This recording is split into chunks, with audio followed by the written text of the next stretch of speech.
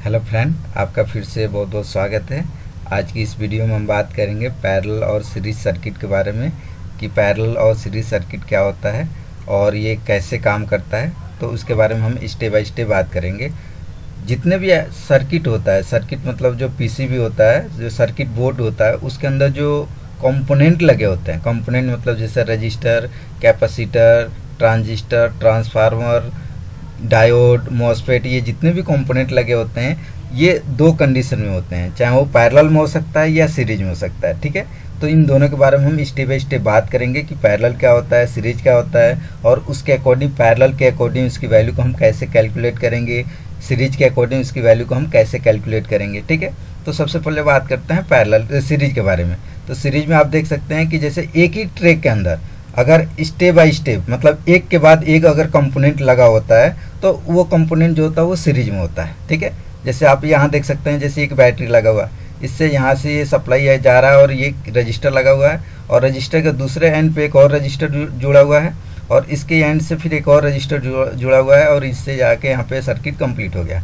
तो ये एक के बाद एक रजिस्टर जुड़ा हुआ है, तो इस कंडीशन में ये जो होता है ये सीरीज में होता है। ठीक है, अगर कोई भी सर्किट हो जिसके अंदर, जैसे कॉइल की बात करें, कॉइल अगर एक के बाद एक कॉइल लगा है, उसके बाद से एक और कॉइल लगा है, तो वो जो कंपोनेंट होगा वो भी सीरीज में ही होगा। ठीक है, और पैरेलल की बात करें तो पैरेलल में क्या होता है कि ये जो, जैसे कि यहाँ से हमने सप्लाई दिया और ये जो सप्लाई, ये रजिस्टर है, यहाँ से कंप्लीट होके फिर यहाँ से ऐसे ऐसे राउंड होगा, उसके बाद से जो है ये अलग अलग ट्रैक में, मतलब ये दो ट्रैक से बना हुआ है और ये जो है ये एक ही सीरीज जो होता है वो एक ही ट्रैक से मिलकर बना होता है। तो इसके बारे में हम विस्तार से जानेंगे। जैसे कि अगर बात करें सीरीज के बारे में, तो ये सीरीज आप सर्किट देख सकते हैं, यहाँ पे हमने एक बल्ब लगाया है और सर्किट के अकॉर्डिंग आप समझाने की कोशिश कर रहा हूँ कि ये कैसे काम करता है। ठीक है, जैसे ये हमारा एक स्विच है, हमने एक 6 वोल्ट का बैटरी लगाया।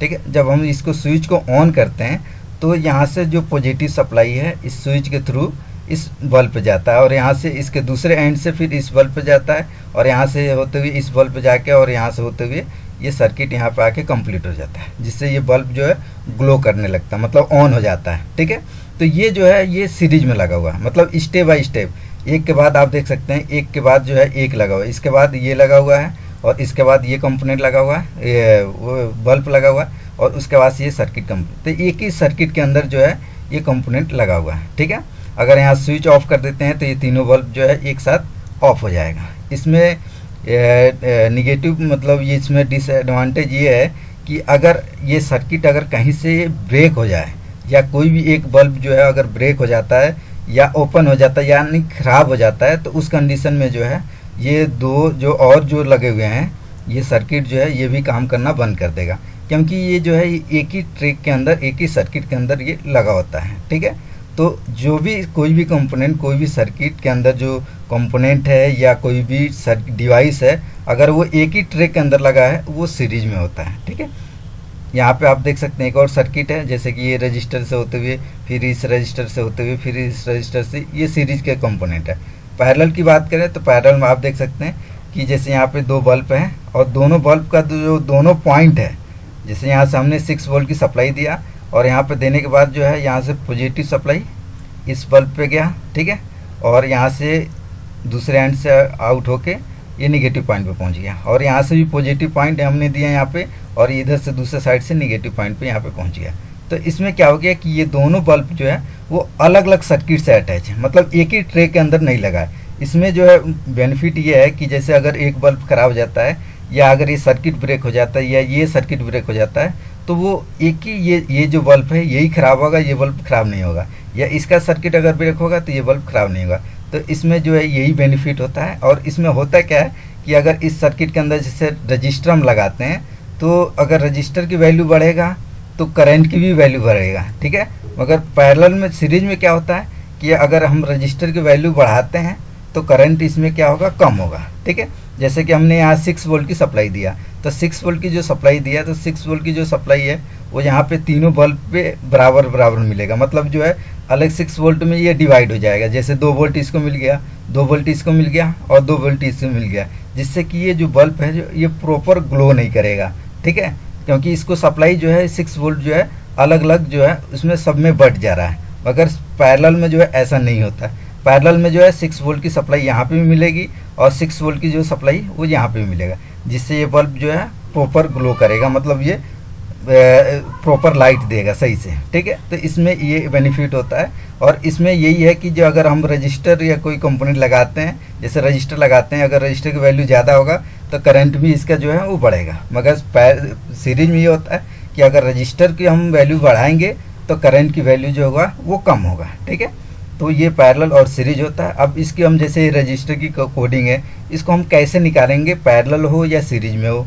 जैसे कि आप देख सकते हैं यहाँ की कैलकुलेट रजिस्टर इन सीरीज। जैसे अगर सीरीज में कोई रजिस्टर लगाया तो उसकी वैल्यू को हम कैसे निकालेंगे। तो यहाँ पर हमने एक सीरीज में रजिस्टर लगाया, जैसे रजिस्टर हो गया, रजिस्टर 1 10 ओम का है, रजिस्टर 2 15 ओम का है, रजिस्टर 3 5 ओम का है। ये एक ही ट्रे के अंदर लगा हुआ है, मतलब एक ही लाइन के अंदर लगा हुआ है। तो इसकी अगर वैल्यू पता करेंगे कि ये कितने ओम का रजिस्टर है, तो यहाँ पे रजिस्टर टोटल, मतलब रजिस्टर की टोटल कितना होगा, R1 plus R2 plus R3, मतलब R1 R2 और R3 इन तीनों को प्लस कर देंगे। जैसे 10 ओम हो गया, 15 ओम हो गया और 5 ओम हो गया। टोटल मिलाकर टोटल रजिस्टर की जो वैल्यू होगा वो 30 ओम का रजिस्टर होगा। ठीक है, मगर पैरेलल में जो होगा उसका थोड़ा सा अलग तरीका है। पैरेलल की रजिस्टर की कोडिंग कैसे निकालेंगे आप देख सकते हैं। जैसे कि ये 3 रजिस्टर एक पैरेलल सर्किट के अंदर लगा हुआ है, तो इस कंडीशन में हम इसकी वैल्यू को हम कैसे निकालेंगे। आप यहाँ देख सकते हैं 1 डिवाइड बाय 1 टोटल रजिस्टर, मतलब 1 रजिस्टर टोटल जो वैल्यू है उसके अकॉर्डिंग निकालेंगे। तो इसको हम कैसे निकालेंगे आप देख सकते हैं, जैसे रजिस्टर R1 है, R2 है, R3 है। ठीक है, तो इसकी वैल्यू ये फार्मूला है जिसके अकॉर्डिंग हम इसकी वैल्यू निकाल सकते हैं। ठीक है, जैसे कि आप देख सकते हैं 1 1 1 और यहाँ पे R1 का मतलब ये हो गया। तो R1 जो है हमने 12 यहाँ लिखा है, उसके बाद से R2 का जो है 5 है, तो 5 यहाँ 5 ओम हो गया। और R3 तो R3 का 15 है, तो 15 लिख दिया। ठीक है, उसके बाद से जो है इसको हम डिवाइड करेंगे। डिवाइड करने में मतलब इसको ऐसे डिवाइड करेंगे, इसको 1 से 12 को बीच में डिवाइड करेंगे, तो इसकी वैल्यू जो होगा वो इतना आ जाएगा, 0.18 आ जाएगा। इसको अगर डिवाइड करेंगे, ठीक है, तो इसको आ जाएगा 0.2 आएगा। उसके बाद से इसको करेंगे तो ये जो है 0.06 आ जाएगा। इसको टोटल को तीनों को प्लस करेंगे, प्लस करने पे 0.34 वैल्यू आएगा। उसके बाद से जो है इसको हम 1 से और इसकी जो वैल्यू है टोटल वैल्यू है उसको डिवाइड करेंगे तो 2.94 आ जाएगा।